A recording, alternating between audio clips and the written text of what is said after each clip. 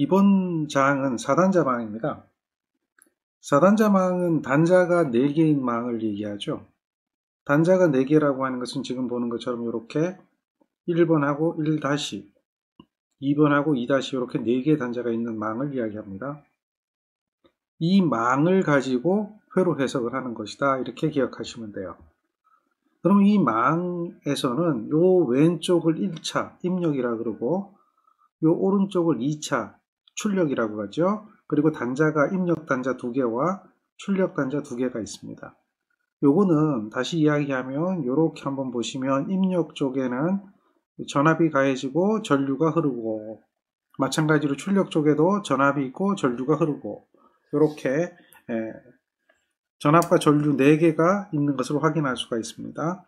그래서 우리가 이 4단자망을 해석할 때는 바로 이 부분 V와 I, 다음에 요 V와 요 I 사이에 관계되는, 이것들 사이에 관계되는 그러한 어떠한 정수, 요것을 가지고 우리는 회로 해석하는 거죠. 그래서 1차와 2차 사이에는 어떠한 정수가 있을까? 그걸 갖다 우리는 이제 4단자 정수라고 하거든요. 바로 그걸 가지고 회로 해석을 하게 됩니다. 첫 번째는 이렇게 되어 있는 망이 있습니다. 조금 전에 여러분들이 봤던 망인데요. 요 망은 여기 지금 전압이 있죠. 여기 지금 전압이 있습니다. 그래서 1차에 대한 전압과 2차에 대한 전압이 주어지고, 다음에 여기 이제 전류가 있어요. 요 전류는 1차 전류가 되겠죠. 1차 전류가 되고, 이렇게 흘러가는 요 전류는 2차 전류가 되는 겁니다.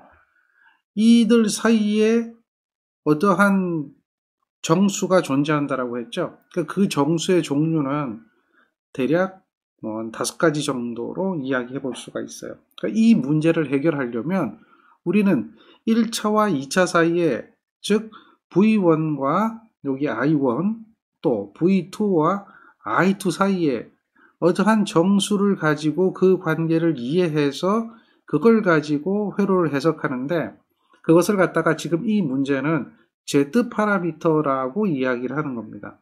Z 파라미터. 임피던스 파라미터, 이렇게 얘기하는 거죠. 임피던스 파라미터입니다. 자, 그러면 그걸 우리는 어떻게 확인을 하느냐라고 이야기를 하면 관계를 가지고 해석하게 되는데, 자, 잘 보세요. 요것처럼 1차 전압끼리 묶어놓고 2차 전류끼리 묶어놓으면 1차 전압과 2차 전압, 전압끼리 묶어놨죠? 전류끼리 묶어놨죠? 그 4개의 변수가 있는데, 우리 앞에서 V1, I1, V2, I2 4개의 변수가 있었죠? 그 변수를 조합해서 1차의 전압으로 놓는 겁니다. 여기가 전압으로 구성이 되어 있고, 여기가 전류로 구성이 되면 요 사이에는 뭐가 있어요? 그렇죠. 매개 변수라고 하는 게 존재합니다. 어떠한 뭔가 있다고 그랬죠? 그걸 갖다가 파라미터라고 하는데, 여기에는 당연히 뭐가 들어가겠어요? 임피던스가 들어가야 되죠. 우리가 그걸 알 수 있는 것은 전압은 임피던스 곱하기 뭐니까? 전류니까.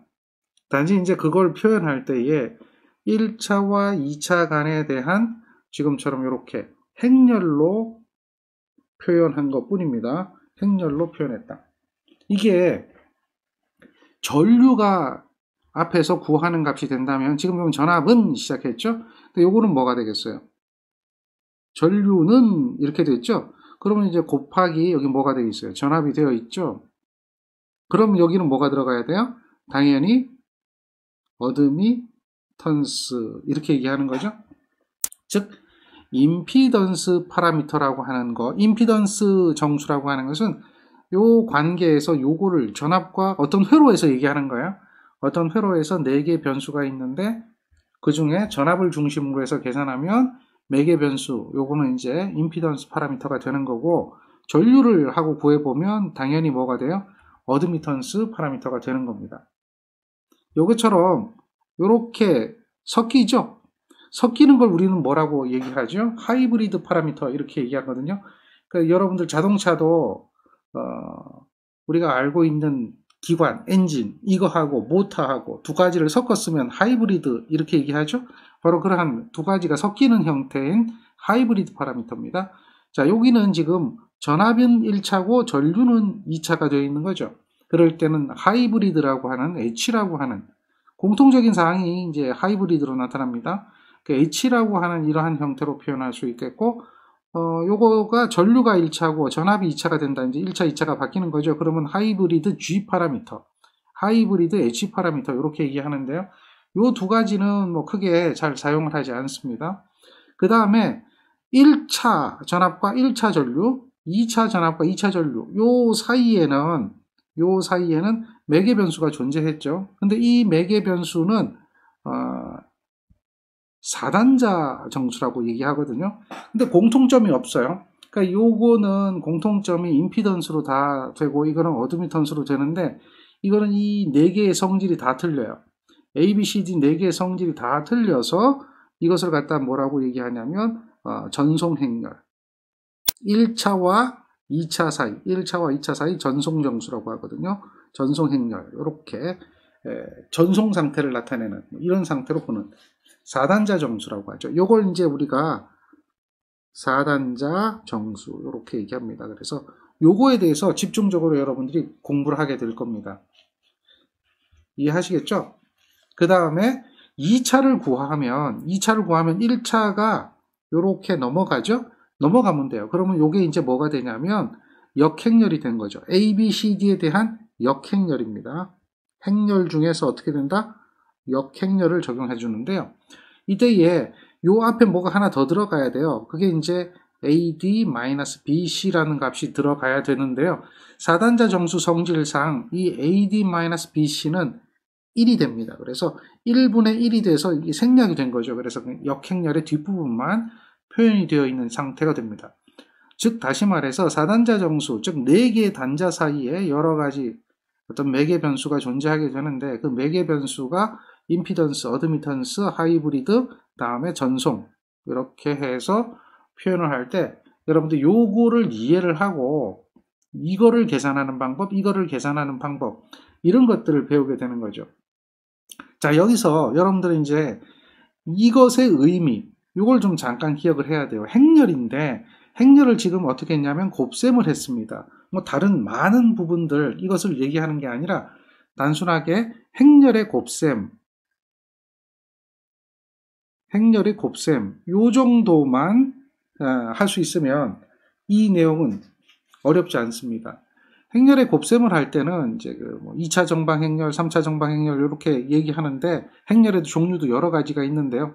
지금 이거는 이제 수학을 하는 게 아니니까 행렬의 곱셈하는 정도만 잠깐 이해를 하시면 돼요. 먼저 이렇게 A 행렬 이렇게 있고요. 다음에 B 행렬이 있는데 이거는 이렇게 얘기해 볼게요. EF 이렇게 해볼게요. 그러면 얘는 곱하기를 하게 되면 행렬을 곱하기 하면 어떻게 되는가 이걸 기억하시면 되는데 이렇게 기억하시면 돼요. 요거하고 요거 1행 1렬을 곱하는 겁니다. 요거하고 요거 행과 열에 대한 개념이니까요. 곱하는 거예요. 즉 A하고 E를 곱하고 B하고 F를 곱해서 그걸 더해주는 거죠. 그게 요겁니다. 그 다음에 요거는 반대로 또 해주면 돼요. 요렇게 해주면 되죠. 요렇게 곱하고 요렇게 곱합니다. 자, 그러면 뭐가 되는 거죠? C하고 E가 되겠죠? C하고 E 더하기 뭐가 돼요? D하고 F. 요게 행렬입니다. 만약에 요것이 이런 거라고 할까요? AB라고 하면 똑같은 혼동이 오니까요. 동그라미 1번하고 동그라미 2번이다. 그것이 이렇게 된다라고 하면 이때 1번의 식은 뭐하고 똑같은 거예요? 1번의 식은 요거하고 같은 거고 2번의 식은 요거하고 같은 거다. 그런 의미를 얘기하는 거죠. 자, 이게 행렬의 곱셈입니다. 덧셈 하라, 나눗셈 하라 이건 안 하고 일단은 여러분들이 첫 번째로 해야 될 것은 요 부분이 될 거예요. 자, 여기서 행렬에 대해서 조금 더 공부를 좀 해야 되겠다라고 하면 제가 여러분한테 영상 하나를 이 강의 끝나면 이 강의 뒤에다가 영상 하나를 첨부해 놓겠습니다. 행렬에 대한 부분이 되겠거든요.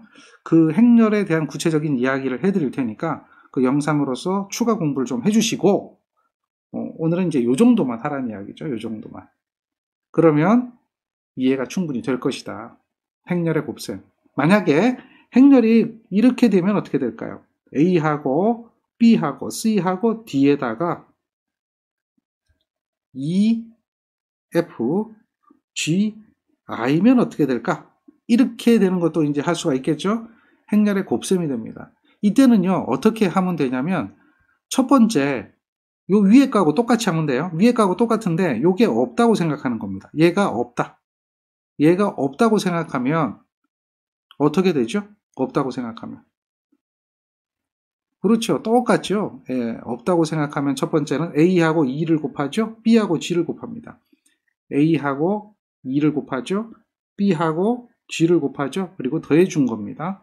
그게 이제 요 첫 번째예요. 그 다음 두 번째는 요거죠. C하고 E고 D하고 G죠. C하고 E 플러스 뭐예요? D하고 G가 되겠죠. 이거는 이거하고 이거 곱하고 이거하고 이거 곱해서 더해준 거죠. 그걸 잘 생각하시면 돼요. 그래서 요게 없다고 생각하면 됩니다. 두 번째는 요게 없다고 생각하면 돼요. 그리고 요거만 있다고 생각하면 되겠죠. 그러면 어떻게 돼요? A하고 F를 곱하죠. A하고 F를 곱합니다.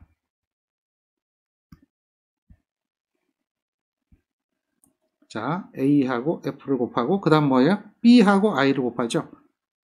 그래서 그것을 더해준 것이 되겠죠.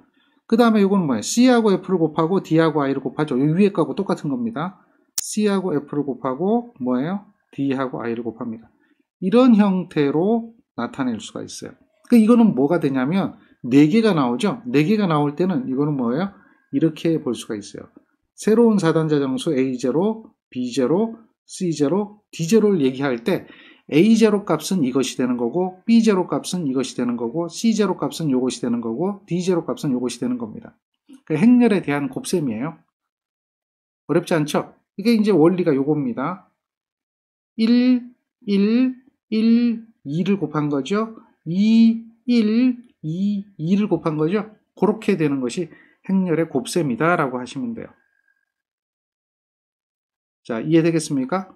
그 다음에 만약에 이제 역행렬이라고 한다라고 하면 역행렬 이렇게 이야기를 하면 A, B, C, D의 역행렬이다. 예를 들어서 A, B, C, D의 역행렬이다. 그러면 이렇게 인버스라고 표현하거든요. 이것은 어떻게 계산이 되냐면요. 이렇게 돼요. AD-BC분의 1이 되고요. 그 다음에 어떻게 되냐면 이 A하고 D는 위치가 바뀝니다. A하고 D는 위치가 바뀌고 B하고 C는 부호가 바뀝니다. B하고 C는 부호가 바뀝니다. 이게 역행렬을 얘기하는 거예요. 그러면 ABCD의 역행렬을 해준 것은 이렇게 되는데, 자, 조금 전에 얘기했듯이 4단자 망에서는 AD-BC는 항상 1이 됩니다.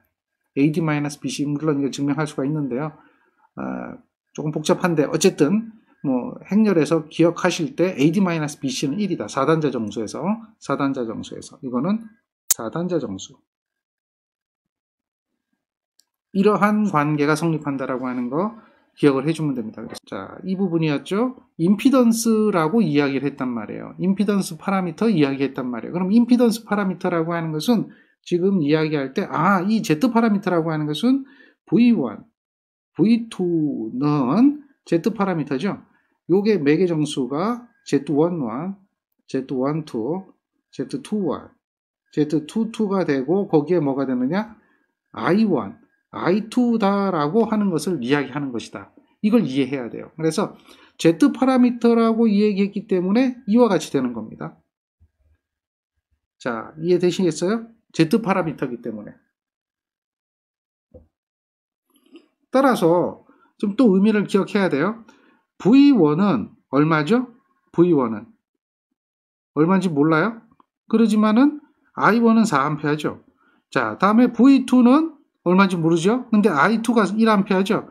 그리고 지금 여기에서 매개 변수를 얘기할 때 그 매개 변수 여기 8, 4, 4, 8 이렇게 나타내는 요 값이 바로 뭘 얘기하느냐? Z 파라미터를 의미하고 있다라고 하는 거예요. Z 파라미터를 어떻게 한다? 의미하고 있다.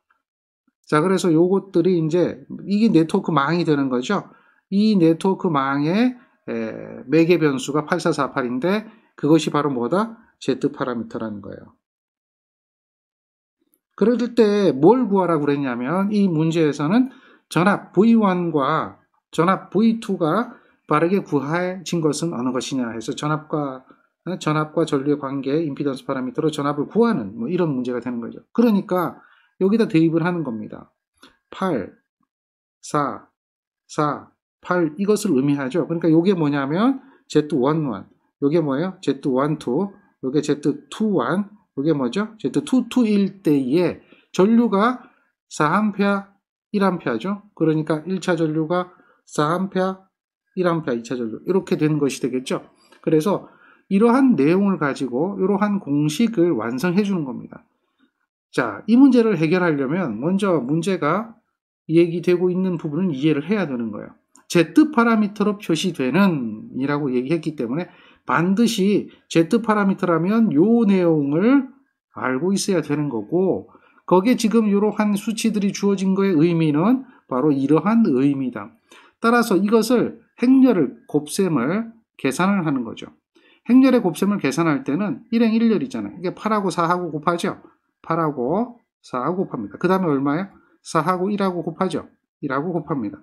그래서 두 개를 더해 주는 거죠. 다음 거는 어떻게 되겠어요? 4하고 4를 곱합니까? 4하고 4를 곱하죠. 그 다음은 뭐예요? 8하고 1을 곱하죠. 8하고 1을 곱합니다. 그래서 그걸 더해 줍니다. 이것이 되는데요. 이것을 계산해 보니까 얘는 36이 되고 얘는 24가 됩니다. 따라서 우리가 앞에서 행렬의 의미를 얘기할 때 V1은 이렇게 된 요 놈이 된다 그랬죠. V2는 이렇게 된 요 놈이 된다 그랬죠. 그러니 V1은 36이 되고 V2는 얼마가 될까요? 24가 되는 이러한 관계를 찾아낼 수가 있죠. 그래서 36과 24 이런 이야기가 됩니다. 요거는 임피던스 파라미터일 때 얘기예요. 이해되나요? 다음 예제를 잠깐 보면 자 여기 보면 전압과 전류가 지금 주어집니다. 전류는 보이진 않죠? 그런데 여기 전류예요. 여기 전류입니다. 방향을 잘 보세요. 이런 방향이 돼야 되고요. 이런 방향이 돼야 됩니다. 임피던스 파라미터 1대 얘기하는 거예요. 자, 그러면 여기 I1이라는 전류가 흘러가겠고 여기는 I2라는 전류가 흘러가겠죠. 이러한 상태가 되어 있을 때에 V1과 V2는 I1과 I2 사이에 어떠한 매개 변수가 존재할까? 즉 Z11은 얼마고 Z12는 얼마고 Z21은 얼마고 Z22는 얼마일까? 이것을 계산을 해봐야 돼요. 즉 다시 말해서 아까는 회로망이라고 얘기했는데 그리고 그 회로망에서 8448이 나왔잖아요. 그런 것처럼 지금 이러한 회로망이 있다면 이 회로망에서 Z1, Z2, Z3가 존재한다면 어떻게 나올까요? 임피던스 파라미터가 이 이야기를 하는 겁니다. 그러면 이것을 원칙적으로 구하는 방법을 이야기하면 이것이 기본식이 되겠죠. 이것이 기본식이 되겠죠. 그러니까 이 기본식을 전개를 하면요. 이렇게 곱해주고 이렇게 곱해서 더해줘야 되겠죠. 그러니까 V1이라고 하는 것은 Z11에다가 I1을 곱하고 플러스 Z12에다가 I2를 곱하는 것이 V1이 되는 겁니다. 그리고 V2라고 하는 것은요. Z21에다가 I1을 곱하고 플러스 Z22에다가 I2를 곱하는 것이 V2가 될 텐데요. 자, 여기서 잠깐 요것이 0이라고 본다면 또 요것이 0이라고 본다면 얘네들이 0입니다. 0이라고 본다면 우리는 Z11의 값과 Z21의 값을 구할 수가 있습니다. 요것이 0이라고 본다면 Z11은 어떻게 계산될까요? Z11이라고 하는 것은 이렇게 넘어가면 되겠죠. V1을 뭐로 나눠주면 되죠? I1으로 나눠주면 됩니다. 단 I2가 0이 돼야 되는 거죠. I2가 0입니다. I2가 0이 되어야지만이 가능한 이야기가 되겠죠. 이러면 I2가 0이라는 이야기는 2차의 전류가 흐르지 않는다 이 얘기잖아요. 전류가 흐르지 않는 상태는 어떻게 되는 거예요? 2차가 개방된 상태다 라고 이야기하는 거죠. 2차가 개방이 되면 전류가 흐르지 않는다 이렇게 구하는 거예요. 또 여기 있는 Z21을 구할 때는 Z21을 구할 때는 어떻게 구합니까? V2를 뭐로 나눠줘요? I1으로 나누면 되는 거죠. 마찬가지로 이때도 뭐가 돼야 돼요? I2가 0이 돼야 됩니다. 역시 2차가 개방한 상태가 되겠죠. 따라서 이 회로를 보고 2차를 개방시킵니다. I2가 없습니다. 그럼 여기서 I1 구할 수 있어요? 없어요? I1이라고 하는 것은 구할 수가 있죠. 어떻게 구하면 되죠? 이렇게 흐르는 전류, 이렇게 흐르는 전류잖아요. 그러니까 I1이라고 하는 이 전류는 당연히 어떻게 되죠? Z1, Z3가 되겠죠. Z1하고 Z3가 임피던스 직렬이 되잖아요. 거기 양단의 전압이 얼마예요? V1이라는 거죠. 이것이 I1이 되는 겁니다. 정리가 되겠죠? I1이에요. 그러면 자, V1은 여기 전압이고요. I1은 이렇게 흐르는 전류니까 Z11이라는 이 값을 계산해보면 여기다 대입을 하면 되겠죠. 대입하면 V1을 뭐로 나눠준 거예요? Z1 더하기 Z2로 나눠준 거죠. 분의 뭐가 되죠? V1이 되는 거 알겠나요? 그러면 요거 약분시켜버리면 V1 약분시켜버리면 요거의 역수의 역수죠. 즉 다시 말해서 Z11이라고 하는 이 값을 구하라 라고 얘기한다면 어떻게 해주면 돼요? 그렇죠. Z1 더하기 Z3가 되겠죠. Z1 더하기 Z3, 요게 3입니다. Z1 더하기 Z3가 되는 걸 우리는 알 수가 있죠. 이해됩니까? 요거 구한 거 그대로 대입해서요. 뭘 약분시켜버린 거예요? 요거 V 약분시켜버린 거죠. 그러면 나머지가 뭐가 된다? Z1 더하기 Z3가 된다. 그러니까 얘는 몇 번이 답이 되는 거예요? 4번이 답이 되는 거죠. 자, 여기서 이제 마찬가지로 요것도 2,1도 한번 동일한 방법으로 계산하는 겁니다. 2,1도 동일한 방법으로 계산해 볼 수가 있죠. 이게 원칙적인 이야기를 하는 거예요. 어렵게 느껴질지 모르지만 뭐 이 정도는 어려운 게 아닙니다. 자, 그러면 I1은 동일하죠. I1은 이렇게 구해지는 거고 2차가 개방되어 있는 2차 전류가 0인 상태니까 V1이 될 겁니다. 그리고 얘는 어떻게 돼요? 1, 3가 되는 건 맞죠? 그런데 이번에는 뭐가 되냐면 V2 값이 들어가는 거예요. V2는 이 회로에서 요 V2니까 여기는 전류가 흐르지 않으니까 전압가가 생기지 않으면 바로 여기 양단의 전압이 V2가 되는 거죠. 즉 V2라는 이 전압은 어떻게 되는 거죠? V1이라는 전압이 전압 분배가 되니까요. Z1 더하기 Z3분의 어떻게 돼요? Z3의 자기 거 전체 전압 V1이 되겠죠. 이러한 형태가 되는 겁니다. 다시 말해서 여기에 들어가야 되는 요 놈은 Z1 더하기 Z3분의 Z3의 V1이 되는 거죠. 이렇게 놓고 나서 생각을 해보면 V1 약분되고 1 더하기 3도 약분되면 뭐만 남죠? Z3만 남죠. 그래서 얘는 Z3가 답이 되는 거죠. Z3가 되는 겁니다. 2, 1. 이런 형태로 전압분배 법칙 적용한 거예요. 얘는 뭘 적용한 거다?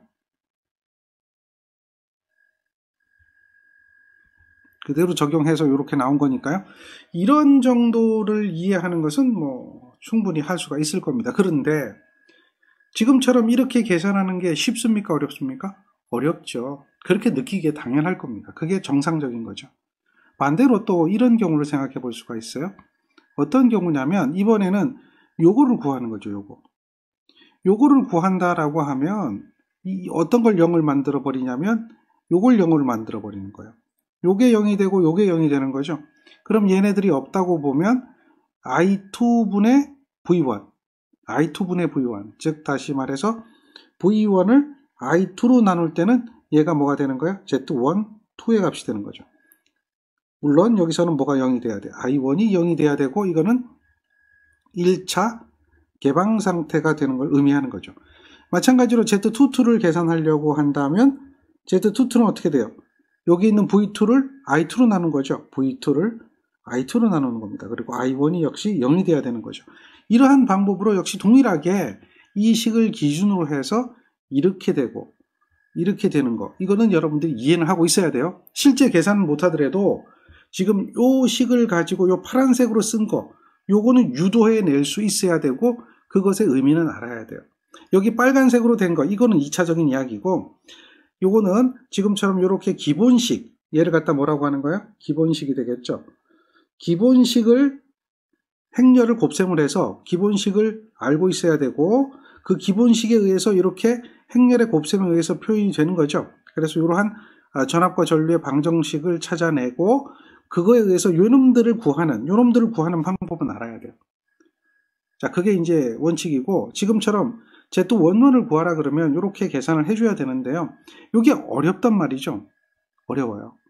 그래서 이게 어려우니까 이러한 방법으로 구하는 것은 어렵다. 그래서 이걸 잠깐 지워보죠. 이건 어렵습니다. 맞아요. 어려운 거 맞아요. 그럼 이걸 쉽게 하는 방법이 뭔가 있느냐라고 하는 거예요. 쉽게 하는 방법이 있으면 참 좋을 것 같다. 그렇지 않나요? 그래서 이 그림을 보고 쉽게 하는 방법을 찾는 겁니다. 조금 더 쉽게 이해해보자. 그럼 어떻게 이해를 하면 되냐면 I1의 전류는 이렇게 흐르죠. 맞습니까? 이게 I1의 전류가 흐르는 거예요. I2의 전류는 이렇게 흐르죠. 여기 I2가 흐르죠. 이럴 때 우리가 지금 여기 I1과 I2에 의해 가지고 V1, V2를 구하는 거 아니에요. 그러니까 I1의 전류가 어떻게 흐르는지 I2의 전류가 어떻게 흐르는지를 보는 거죠. 그렇게 흐르는 것을 보게 되면 여기를 잠깐 보세요. I1의 전류가 이렇게 흐를 때 I1만 흐르고 있다라고 가정을 하는 거예요. I1만 흐르고 있다. I2는 없다고 보는 거죠. 그러면 임피던스가 어떤 것이 있습니까? I1만 흐르고 있다. I1만 흐르고 있을 때는 1이거든요. 1. 이거는 임피던스가 어떻게 된다? Z1하고 Z3가 어떻게 돼 있어요? 직렬로 연결되어 있는 형태가 되죠. 그러니까 이렇게 보는 것이 이제 Z11을 구하는 방법입니다. 또 반대로 이렇게 한번 생각을 해보죠. 이번에는 I2만 흐르고 있다라고 보는 거예요. I2가 흐르고 있죠. 그러면 임피던스가 어떤 게 있어요? I2만 흐르고 있다라고 보면 얘는 Z22가 되는 겁니다. 2차를 얘기하는 거죠. 이렇게 돼서 요거는 Z2하고 Z3가 2하고 Z3가 직렬로 연결된 거죠. 그게 이제 Z22다. 이해하겠죠? 즉 다시 말해서 Z22라고 하는 것은 이거는 2차에 대한 이야기, 2차 전류. 2차 전류에 대한 얘기고 Z11은 뭐예요? 1차 전류 이렇게 기억하시면 돼요. 그런데 말입니다. 이렇게 1차 전류도 흐르고 2차 전류도 흐르면 동시에 흐르는 부분이 존재하죠. 1차 전류도 흐르고 2차 전류도 흐르면 바로 요 부분은 1차 전류와 2차 전류가 동시에 흐르는 거예요. 이렇게 동시에 흐를 때는 이거는 Z12하고 Z21이 서로 같습니다. 같이 공통으로 갖는 부분이니까요.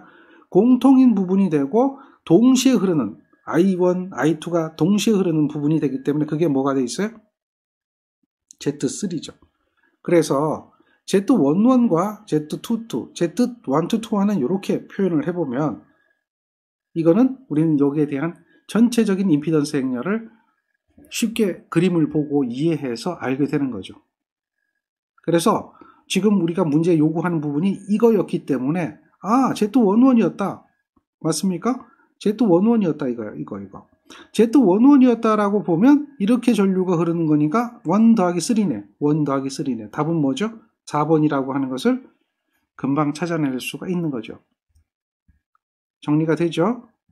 우리가 이제 이런 부분을 이해를 하고 있어야지 쉽습니다. 원을 구하라? 그러니까 얘가 답이 되는구나. 정리되죠?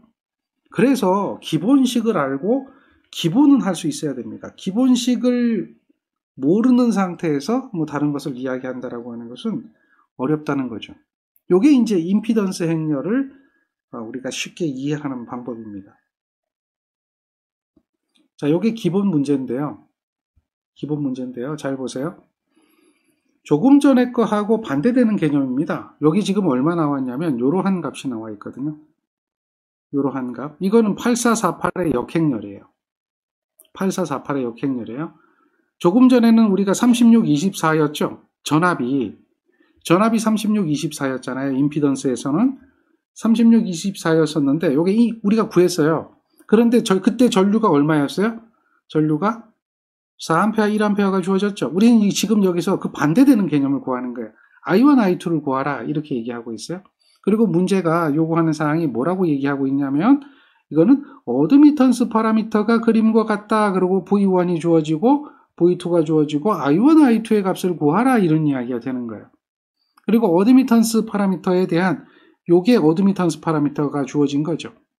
그래서 요게 y11, y12, y21, y22에 대한 값으로 주어져 있을 때를 계산하는 거죠. 그렇다면 이 문제도 마찬가지로 기억해야 되는 것은 기본식이라고 하는 것을 기억해야 돼요. 어드미턴스 파라미터에 대한 기본식, 행렬의 식이 되겠죠?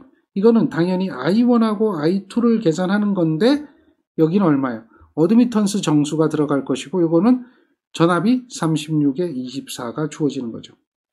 여기 지금 들어가는 것이 얼마냐? 6분의 1, 다음에 마이너스 12분의 1, 다음에 마이너스 12분의 1, 다음에 6분의 1 이렇게 되겠죠. 그래서 이것을 계산하면 우리는 전류를 구할 수가 있는 거예요. 그러니까 요거 계산하면 얼마가 될까요? 6분의 36이 되겠죠. 요거 계산하면 어떻게 되죠? 12분의 얼마야? 24인데요. 더해줄 때 여기에 마이너스 붙죠. 마이너스가 되는 거죠. 다음 요거 이렇게 하면 어떻게 돼요? 마이너스 12분의 36이 되겠죠. 요거는 6분의 24 더하기 6분의 24가 되겠죠. 요걸 계산하게 되면 얘가 4가 나오고 얘가 1이 나오는 거죠. 그래서 I1이 얼마가 된다? 4A. I2가 얼마 된다? 1A. 이렇게 되어지는 겁니다. 자, 여기서 잠깐 생각을 해볼 때 요 4A, 1A 값은 요것이 되는 건 맞는 건데요. 우리가 앞전에 얼마였어요? 8, 4, 4, 8이라고 하는 임피던스 파라미터가 있었다는 이야기죠. 그때 임피던스 파라미터일 때에는 전류를 가지고 우리는 전압을 계산했었는데요. 기억하시죠? 근데 그 숫자가 동일하다면 임피던스 파라미터와 어드미턴스 파라미터는 역행렬의 관계가 성립할 것이다. 이것을 한번 구해보는 거죠. 8448의 역행렬은 어떻게 됩니까? AD-BC거든요. 이건 4단자 망이 아닙니다. ABCD가 아니에요. 그럴 때는 얼마죠? 8 곱하기 8 마이너스 4 곱하기 4가 되겠죠. 분의 1이 되죠. 그리고 어떻게 해줘야 돼요? 역행렬을 구할 때는 A하고 D는 위치를 바꿔주고 자, 요거 두 개 B하고 C는 부호를 바꿔주고 이렇게 된다고 그랬죠. 그럼 요 값이 얼마 나오나 요걸 한번 계산해 보세요. 요 값이 얼마 나오나. 그래서 요거를 요렇게 된 요 나오는 값을 요렇게 집어넣는 겁니다. 집어넣는 거예요. 요렇게 집어넣으면 그 값이 뭐가 나오죠? 요것이 나오는 겁니다. 이해되겠죠? 자, 그렇게 해서 구해진 게 바로 얼마예요? 6분의 1이고 12분의 1 마이너스 되고 12분의 1 마이너스 되고 6분의 1이 나오는 겁니다. 그래서 역행렬 관계가 있다. 임피던스 파라미터하고 어드미턴스 파라미터는 역행렬 관계가 있다. 이렇게 또 생각을 해볼 수가 있습니다. 자, 그러면 이것도 한번 살펴보죠. 지금은 이러한 회로에 대해서 어드미턴스 파라미터를 구하라 이런 얘기입니다. 이 중에서 뭘 구하라? Y22를 구하라. Y22를 구하려면 당연히 우리가 알고 있는 기본식에 의해 가지고 이렇게 계산해야 되는 것이 당연한 이야기가 될 겁니다. 이것이 의미하고 있는 내용은 V1이 0이니까 1차가 어떻게 돼야 된다? 전압이 0이니까요. 전압이 0이라는 얘기는 단락이 되어야 된다라고 하는 거죠. 1차를 단락시켜야 됩니다. 단락시킨다는 이야기는 여기를 단락시키는 거죠. 여기를 단락시키니까 이것이 없어지는 겁니다. 1차가 단락되어진다는 이야기는 곧 뭘 의미하냐면 이 회로에서 이것이 이렇게 되어진다라고 하는 거예요. 그리고 이러한 형태의 회로가 된다. 자, 여기는 YC가 존재하죠. 여기는 YB가 존재하죠. 이렇게 되는 회로다라고 하는 거죠. 여기 YA가 없어지는 겁니다. 뭐가 됐기 때문에? 1차가 뭐가 됐기 때문에? 단락이 됐기 때문에 라고 하는 거예요. 1차 단락의 의미, 2차 단락의 의미, 단락이라고 하는 의미, 합선이라고 하는 거죠. 요거에 대한 의미를 기억하시면 돼요. 그렇다라고 보면 여기서 뭐요? I2를 구해야 돼요. 여기서 이렇게 흐르는 전류 I2는 어떻게 될까요? I는요. 어떻게 계산하죠? I는 전류잖아요, 전류. Y에다가 뭘 곱해주면 돼요? V를 곱해주면 되죠, V. 그렇잖아요. Y에다가 V를 곱해주면 되잖아요. 그러니까 요거의 두 개 합성 Y네요. 합성 Y는 YB 더하기 YC가 되겠죠.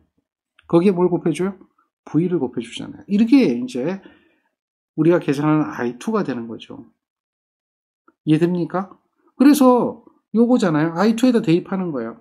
I2. 그럼 위에 보면 I2는 뭐죠? YB에다가 어드미턴스 2개 병렬이니까요. YC에다가 여기다 뭘 곱해준 거예요? V2를 곱해준 거죠. 그걸 뭘로 나눠줘요? V2로 나눠주는 거죠. 이러면 V2하고 V2는 약분이 되게 되겠고 이것이 이렇게만 남죠. 결국은 YB하고 YC를 더해주는 형태가 되니까 3모하고 6모, 5옴이 아닙니다. 3모하고 6모가 더해져서 얼마예요? 5옴이 아닙니다. 어드미턴스로 더해주는 거예요. 임피던스는 더해주는 게 아니에요. 역수로 더해줘야 돼요. 그래서 계산하면 9모가 되는 거죠. 모가 되는 겁니다. 9모. 이렇게 이해를 하는 게 맞는 거죠.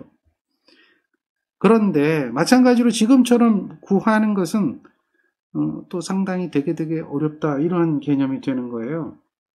그래서 이것이 어렵다라고 보면 뭔가 좀 쉽게 구하는 방법이 없었느냐라고 했을 때 앞절에서 임피던스 행렬 하듯이 어드미턴스 행렬도 마찬가지로 쉽게 구하는 방법이 있다라고 하는 거죠. 따라서 지금처럼 요걸 갖다 한번 이렇게 다시 한번 생각해 보죠. 지워놓고 한번 봅시다. V1이 있는 것이 어느 거예요? V1이 있는 것이 요거죠. 그러니까 V1하고 연결되어 있는 거, V1만 있는 거죠. V1만 있는 걸 얘기하는 거예요. V1. 근데 V1이 있는 이 경우를 보면 Y11이 되거든요. 근데 잘 보세요. 자, 이때의 V1은 여기라고 한다면 이게 V1점이잖아요. 그러면 Y1은 요거 되겠죠. 요거. 그 다음에 요거 있겠죠. 요거.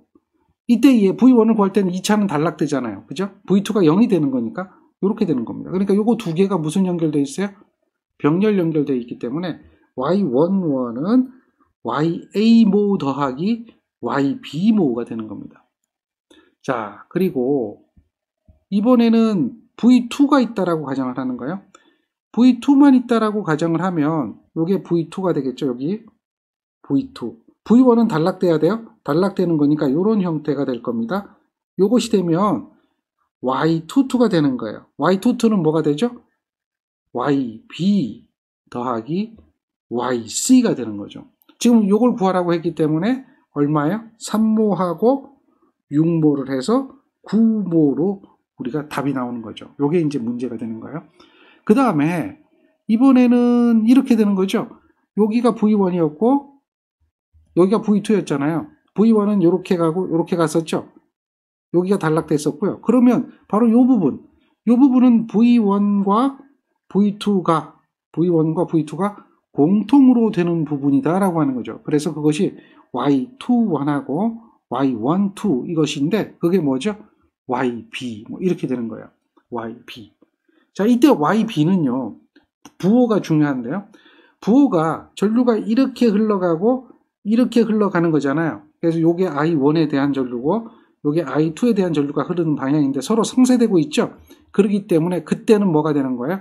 마이너스 부호가 붙어요. 상쇄될 때는 마이너스 부호가 붙어요. 그래서 지금 현재는 어드미턴스 파라미터는 어떻게 되죠? 전류가 서로 상쇄되고 있기 때문에 마이너스가 된다. 그래서 마이너스 YB 이렇게 되는 거죠. 이거는 이제 상쇄. 세 번째, 4단자 정수 ABCD에 대한 이야기가 나오면 4단자 정수는 4단자 망하고 개념이 다릅니다. 이걸 갖다 우리는 F행렬이라고 이야기합니다. F행렬. 다른 말로 뭐라고 하냐면 전송행렬. 또 다른 말로 전송정수 뭐 이렇게 얘기하기도 하거든요. F행렬이 되는데 전송행렬이 되는데 이거에 대한 우리 기본식 행렬에 대한 기본식 V1하고 I1에 대한 의미를 잘 기억하세요. 그리고 여기에 뭐가 있어요? 전송 행렬이 있고 V2하고 I2가 있습니다. 여기에 A, B, C, D가 있는데요. 이것을 행렬을 계산하면 A에 V2에 플러스 B에 I2라는 이야기, 또 C에 V2에 플러스 D에 I2에 대한 이야기가 됩니다. 자, 됐나요? 그러면 이 이야기는 다시 이야기하면 V1은 A의 V2 플러스 B의 I2가 되겠고요. I1은 C의 V2 플러스 D의 I2가 되겠죠. 자, 이거는 우리가 알고 있는 제일 첫 번째 4단자 망에 대한 이야기를 할 때 그때 나와 있는 그 기본식을 가지고 이와 같은 관계가 있다라고 이야기한 겁니다. 자, 여기서 우리는 A, B, C, D를 구할 때는 먼저 A를 구할 수가 있어요. 또 C를 구할 수가 있어요. 뭐가 0일 때? I2가 0일 때. 따라서 여기서의 A 값을 구하면 어떻게 될까요? A 값은요, V1, V2 이러한 관계가 되겠죠. 넘어가면 되니까요. I2가 뭐가 돼야 되죠? 0이죠. I2가 0이라는 얘기는 2차가 뭐가 돼야 된다? 전류가 흐르지 않아야 되니까 개방 상태가 되는 거죠. 그때 A가 나오는 거예요. C라고 하는 것은 그러면 어떻게 되죠? 넘어가면 I1을 뭐로 나눠줘요? I1을 V2로 나눠주죠. 이렇게 되면 역시 I2가 0일 때가 되는 겁니다. 2차 개방 상태. 또 하나는요, 어떻게 해주면 돼요? 이번에는 요게 0이 되면 되는 거죠. 요게 0이 되면 되는 거죠. 그럼 V2가 0인 상태가 있겠네요. V2가 0인 상태에서는 뭘 구할 수 있어요? B를 구할 수가 있죠. B를 구해보면 B는 V1 넘어가면 I, V1 넘어가면 I2가 되겠죠. 이렇게 되겠죠. 이때는 뭐가 0일 때? V2가 0일 때라고 하는 거죠. V2가 0일 때는 어떤 상태를 의미합니까? V2가 0일 때는 뭐예요? 2차가 V2니까 2차니까 단락 상태를 이야기하는 거죠. 2차 단락 상태일 때 또 계산할 수 있는 게 D정수죠. D정수 요거. 요게 2차 단락이면 넘어가면 되죠. I1을 뭐로 나눠줘요? I2로 나눠주면 되죠. 그 2차를 단락했을 때. 자, 이렇게 놓고 보면 의미가 나옵니다. 어떤 의미가 나오냐면 얘는 어떻게 되어 있죠? 그렇죠. 1차 전압과 2차 전압, 2차 전압에 대한 1차 전압 이렇게 나오니까 얘는 뭘 의미하죠? 전압비입니다. 전압비. 자, D정수는 뭐예요? 1차 전류, 2차 전류 차이죠? B죠. 역시 요거니까 뭐가 돼요? 얘는 전류비가 됩니다. D정수는 전류비. 그 다음 B정수를 한번 보세요.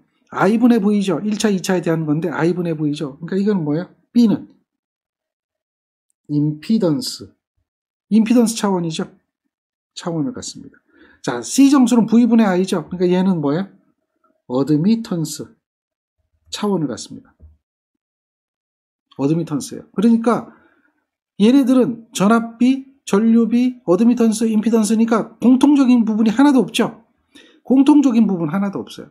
단지 공통적인 부분을 찾는다면 여기가 1, 여기 볼까요? 1, 2, 1, 2, 1, 2 요게 공통이죠. 1차와 2차 사이의 관계를 나타내는 것이 공통적이다라고 하는 겁니다. 그러니까 얘네들의 의미를 여러분들은 기억을 하고 있어야 돼요. 자, 의미를 기억하셔야 됩니다. 정리되겠죠? 그러면 문제에서 뭐라고 얘기했어요? 다음 중 요거에 대한 어드미턴스 차원을 갖는 것은 어느 것이냐라고 하면 C정수가 어드미턴스입니다. 그래서 C정수의 단위는 모예요. 모. B정수는 임피던스니까 단위가 뭐예요? 오음이 되겠죠. 그리고 A정수하고 D정수는 단위가 있어요? 없어요? 단위가 없다 이렇게 보시면 됩니다. 단위가 없다. 이해되겠습니까? 자, 요런 이야기가 있어요. 그림과 같은 4단자 회로망에서 이제 어쩌고 저쩌고 하는 거예요. 출력 측을 개방하니. 요건 뭐예요? V2가 개방되니 이런 이야기가 되겠죠. 자, 출력 측을 단락하니. 단락하면 뭐가 돼요? 단락하니 잘못 적었네요. 개방하니니까 I2가 0이 돼야 되겠죠? I2가 0이 되고 단락하니 하면 V2가 0이 되는 거죠. 이렇게 뒤에 주어진 거예요. 이런 값일 때 A, B, C, D 값을 구하라. 그러면 여러분들은 기본적인 개념을 알고 있어야 되겠죠. 어떤 개념이에요? 식을 기억해야죠. V1은 A에 V2에 B에 I2인 거죠. 그래서 A정수를 구하려면 어떻게 계산이 돼야 돼요? 이것은 당연히 뭐가 돼요? I2가 0인 상태에서 V1을 V2로 나눠주는 거란 말이에요. I2가 0인 상태, 이런 상태에서 V1하고 V2 값이 나왔어요. 얼마죠? 요 밑에 거 아니에요. 요 위에 거가 돼야 돼요. 요때 이야기가 되는 거니까 12를 뭘로 나눠줘요? 4로 나눠주는 거죠. 따라서 A 정수는 얼마다? 3이다. 이렇게 얘기가 돼요. 그럼 이제 B 정수도 계산해야 되는데 B 정수는 어떻게 계산하면 되죠? B 정수는 여기서 계산하려면 I2분의 뭐가 돼요? V1이 되는데 이때는 뭐가 0이 돼야 된다? V2가 0이 되는. 그 V2가 0이 되는 상태는 요때가 되거든요. 요때가 되니까 요 숫자 중에서 V1은 16, I2는 2가 되죠. 그러니까 16에 2가 되니까 얼마죠? 8이 되는 거죠. 이렇게 A, B, C, D를 구하게 되는 건데요. 실제로 이걸 다 구하지 않고 A에서 B, C, D를 다 구하지 않고 A만 구하면 3이잖아요. A만 구하면 3이니까 여기서 3이 되어 있는 건 요거밖에 없어요. 따라서 3, 8, 0.5, 2가 나오는 걸 우리는 확인을 안 해도 첫 번째 거 3번만 확인해도 뭐 요거 8까지도 확인이 된다면 더 좋겠죠? 그래도 이게 답이 이거가 된다는 것은 쉽게 이해할 수가 있는 거죠. 따라서 여러분들이 이 문제를 기억할 때는 이걸 봐야 돼요. 개방하니가 의미가 뭐니? 단락하니가 의미가 뭔지 이것을 기억하고 있어야 된다는 이야기죠. 이해되겠습니까? 예. 어렵진 않죠? 또 이런 이야기가 있어요. 이번에는 이 문제에서는 뭘 얘기하냐면 요걸 물어봐요. 요거는 3과 4가 어떻게 되어 있을 때 개방되어 있을 때죠. 요거 in 뭐예요? A 정수를 물어보죠. 그러면 이거에 대한 A 정수는 어떻게 구하느냐? 우리가 알고 있는 식 그대로 하면 돼요. A 정수는 V2분의 V1이고요. I2가 0인 거거든요. 됐나요? 자, 그러면 잘 보세요. V1은 여기가 되죠. 그러면 요 양단의 전압이 V1인 거죠. 맞나요? 똑같잖아요. 여기는 병렬이니까 요 라인은 병렬이니까 전압이 똑같겠죠. 그래서 우리는 이렇게 보는 거예요. V1의 위치가 어디 있느냐라고 보면 이 그림에서 V1은 여기가 되거든요. 여기도 V1인 거예요. 여기도 V1인 거죠. 다 똑같은 거예요. 근데 V2는 어디예요? 여기 양단이 V2죠. 즉 Z2 양단이 V2예요. 그러니까 여기에 있는 이 V1이 여기서 뭐가 일어나는 거예요? 전압분배가 일어나는 거죠. 여기 V2니까 전압분배. 이해되나요? 전압분배. 전압분배가 되면 V2는 V1에 의한 전압분배가 된다. 그래서 전압분배를 계산해 보는 거예요. 뭐와 뭐의 전압분배죠? Z2하고 Z3 중에 Z2 양단이죠. 거기에 V1이 되는 거예요. 이런 형태로 이야기를 해볼 수가 있는 거죠. 그러면 당연히 얘가 약분돼서 없어지겠죠. 그러면 여기다가 분자 분모에다 뭘 곱해주면 돼요? 항상 이런 거 계산할 때 우리가 요거를 없애버리면 된다고 그랬죠. 그걸 분자 분모에다 곱해주는 거야. Z2 더하기 뭘 없애준다? Z3 이렇게 해주면 되겠죠. 이걸 곱해주면 여기도 Z2, Z3를 곱해주면 얘는 약분돼서 없어지겠죠. 그러면 어떻게 되겠죠? 나머지는 뭐예요? Z2분의 Z2 플러스 Z3 즉 다시 말해서 Z2분의 2, Z2분의 3 1 플러스 Z2분의 Z3다 라고 하는 식으로 표현할 수 있죠. 여기서 이렇게 바뀌는 과정은 이거잖아요. Z2분의 Z2 더하기 Z2분의 Z3니까 이게 1이잖아요. 이렇게 바뀌는 거죠. 이렇게 나누기 하는 거죠. 이게 부분 분수죠. 이 정도는 뭐 충분히 이해될 거라고 생각해요. 이렇게 돼서 이렇게 가는 거. 요게 우리가 계산하는 기본적인 원칙이죠. A 정수를 구하든 B 정수를 구하든 이렇게 구해야 돼요. 요게 원칙이에요. 자, 그런데 아까 보니까 임피던스일 때는 쉽게 구했잖아요. 뭐 전류가 흐를 때 이렇게 하니까. 어드미턴스일 때는 또 쉽게 구했잖아요. 뭐 전압이 걸려 있는 거 이렇게 하니까. 그럼 4단자일 때는 뭐 쉽게 못 구하나요? 이렇게 물어볼 거예요.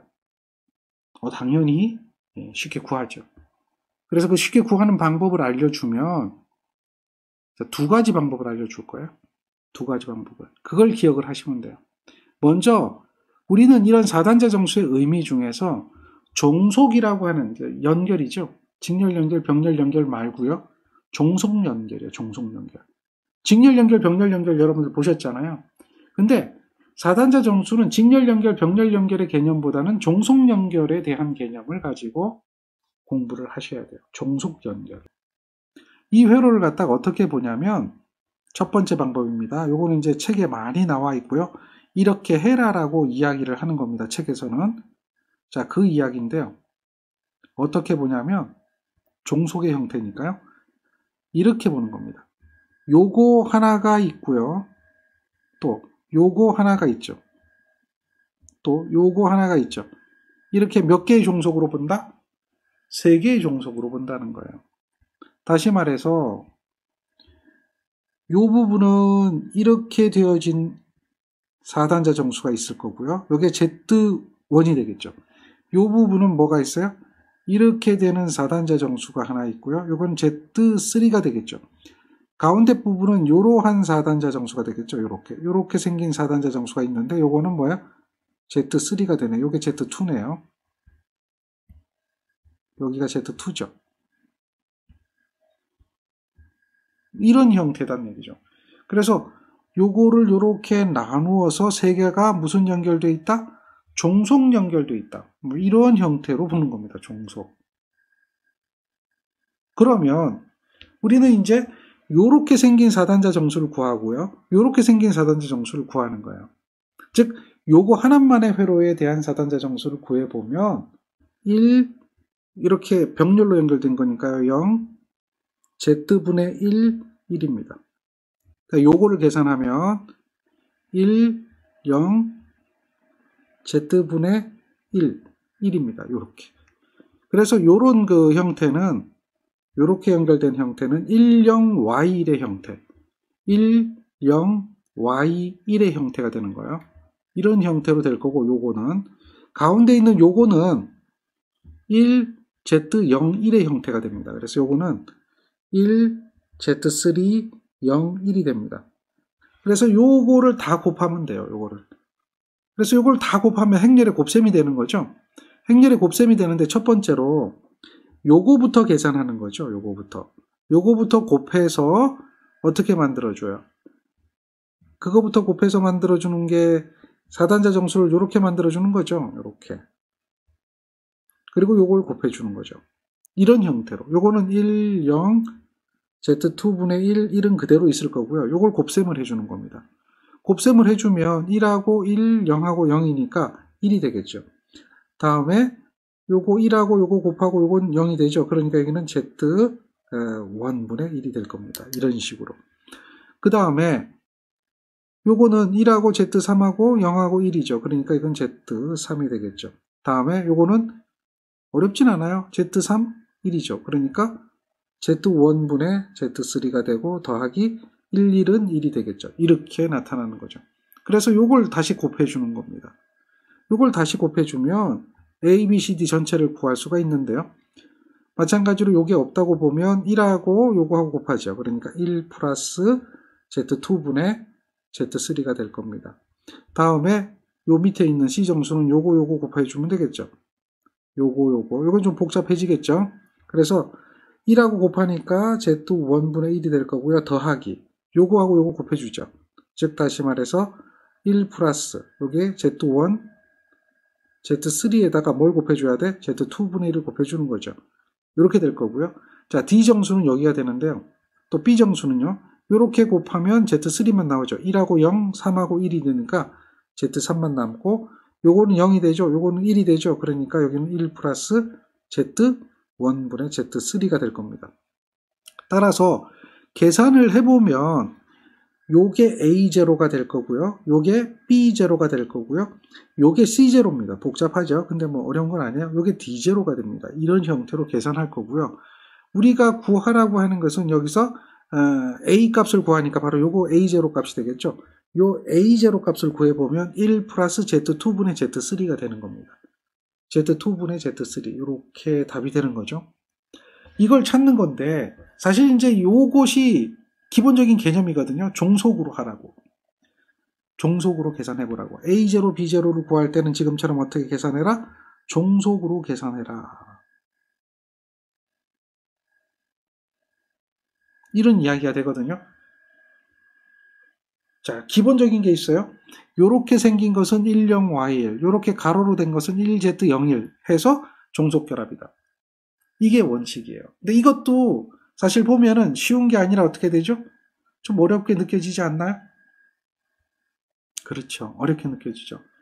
그래서 어쩔 수 없이 여러분들한테 이제 한 가지 방법을 고안해 드리는 겁니다. 이것도 어려우니까 이게 원래 책에서 이야기하는 방법이거든요. 그러니까 요걸 보자마자 답이 나오면 얼마나 좋을까? 이걸 생각해 보는 거예요. 종속으로 연결돼서 계산할 수도 있는 것도 이해해야 되지만 어떻게 보면 되냐면 이렇게 보면 돼요. A정수하고 B정수에 대한 기본 공식을 알려드리면 A정수는요 1 플러스 화살표입니다. B정수는 화살표입니다. C정수는 화살표고요. D정수는 1 플러스 화살표입니다. 요거예요. 요걸 기억하세요. 자, 그래서 그걸 직접 그림에다 한번 그려드릴게요. A정수를 구하라 그런다면은 A정수는 요게 됩니다. 요게 A정수. 자, 요게 A정수입니다. 다음에 D정수는 요게 D정수입니다. B정수는 요게 B정수예요.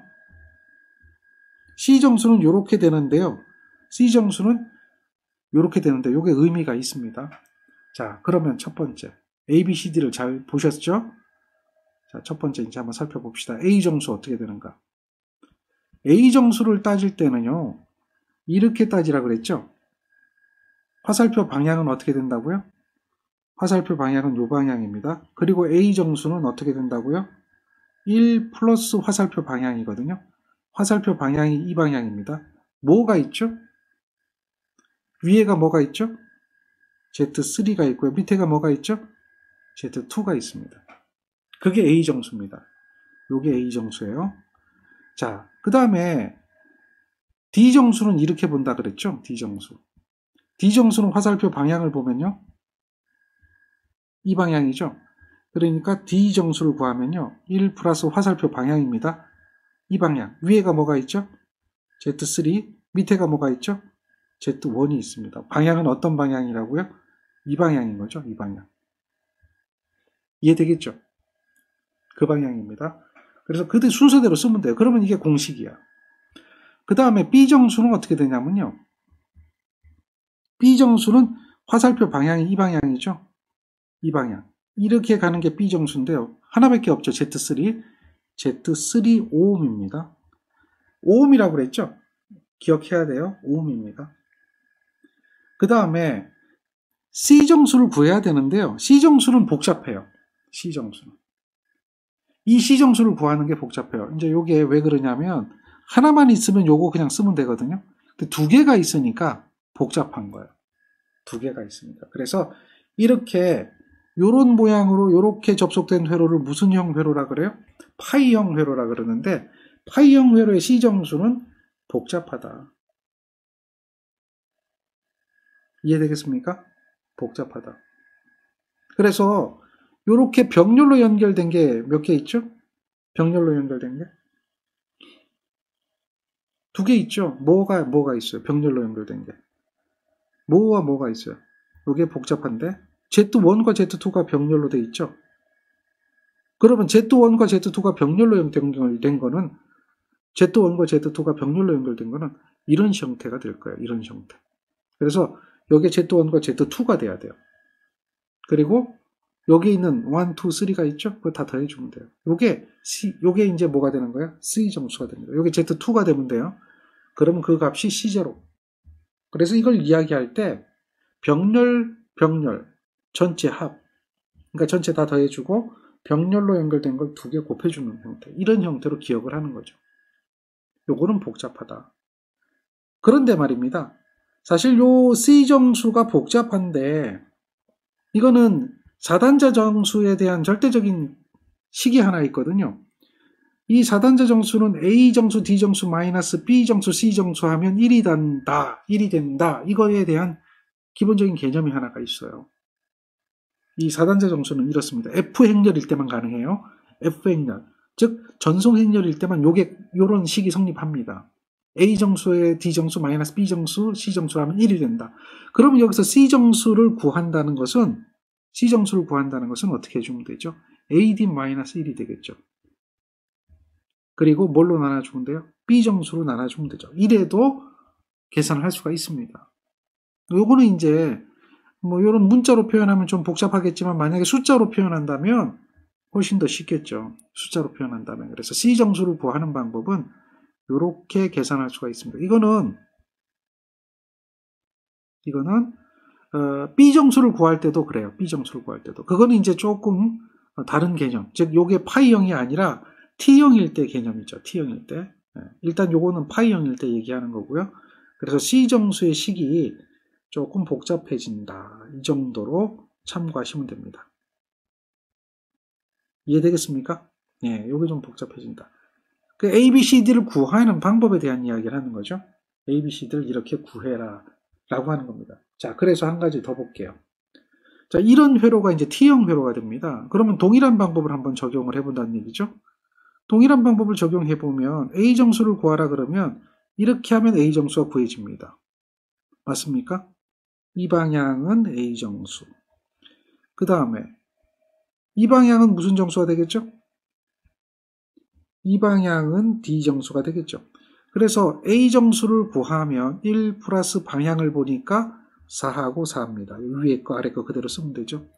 D 정수를 구하면 1 플러스 위에 거 아래 거 그대로 쓰면 얼마죠? 이것이 D 정수입니다. 다음에 C 정수는 간단하죠. 왜? C 정수가 얼마예요? 이거 하나밖에 없잖아요. 그죠? 그때는 얘는 얼마죠? 4분의 1입니다. 단위가 뭐라고 그랬어요? 모라고 그랬죠. C 정수의 단위는 모입니다. 임피던스가 아니라 모에 대한 단위다. 자, B 정수는 복잡합니다. 이제 왜? 이렇게 보니까 몇 개가 있죠? 2개가 있습니다. 그래서 이거는 뭐 어떻게 돼요? C 정수분의 AD-1이다. 이렇게 계산하면 돼요. 그게 이제 요게 복잡한 개념이 되고, 아니면 종속결합으로 계산하든지, 아니면 어떻게 해주죠? B 정수는 직렬이 2개가 있죠? 그랬을 때 직렬 더하기 직렬, 병렬이 하나가 있죠? 병렬이 하나가 있어요. 병렬이. 그래서 직렬 더하기 직렬, 다음에 병렬 분의 직렬 곱하기 직렬. 이거는 무슨 회로일 때? T형 회로일 때. 자, C정수 같은 경우는 파이형에서 나온 거죠. 파이형에서 C정수는 조금 전에 이제 우리가 병렬이 2개가 있었잖아요. 그래서 병렬 곱하기 병렬분에 어떻게 준다? 전체 합. 이렇게 얘기되는 거죠.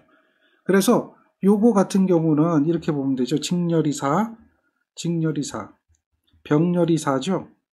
4 곱하기 4. 그래서 얘는 얼마야? 이렇게 약분시켜버리면 12가 되겠죠.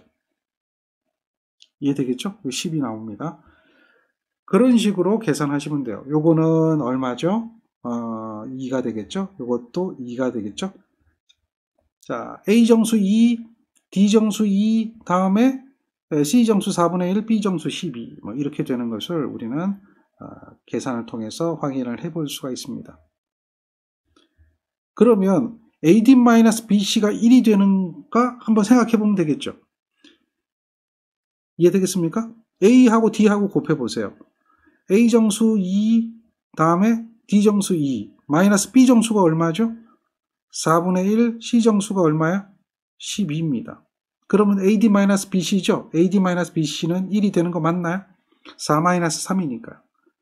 이 관계는 항상 성립합니다. 4단자 정수 F행렬일 때는 이 관계가 항상 성립합니다. AD-BC는 1이다 라고 하는 관계가 항상 성립한다. 요거를 잘 기억하고 있으면 됩니다. 그래서 어쨌든 여러분들이 복잡한 거 파이형일 때 하고 복잡한 거 여기 T형일 때죠. 요거만 좀 별도로 기억하면 돼요. 4단자 정수 그러면 쉽게 계산할 수가 있죠. 이게 공식이니까. 자, 여기서 직렬이라고 하는 것은 뭘 의미하고 병렬은 뭘 의미하냐면 요거렇게 세로로 쓴 거 요걸 뭐라고 해요? 병렬이라고 그러죠. 이렇게 가로로 간 거 요걸 뭐라고 그래요? 직렬이고 직렬인 거죠. 그렇게만 보면 어렵지 않게 4단자 정수를 구할 수가 있습니다. A정수, D정수, B정수, C정수 이 방향만 잘 보면 되는 거죠. 따라서 다음 회로에서 4단자 정수가 잘못 구해진 것을 찾아라 그랬어요. A, E, D, E 맞죠? B 10이 맞고 C는 얼마야? 딱 보면 C 보면 여기 몇 분의 1이 돼야 돼요? 딱 보면 4분의 1이 돼야 된다라고 하는 걸 우리는 알 수가 있는 겁니다. 그래서 이렇게 답을 찾는 것은 보자마자 문제 읽고 답 찾는 거는 뭐 한 10초밖에 또 10초도 안 걸리죠.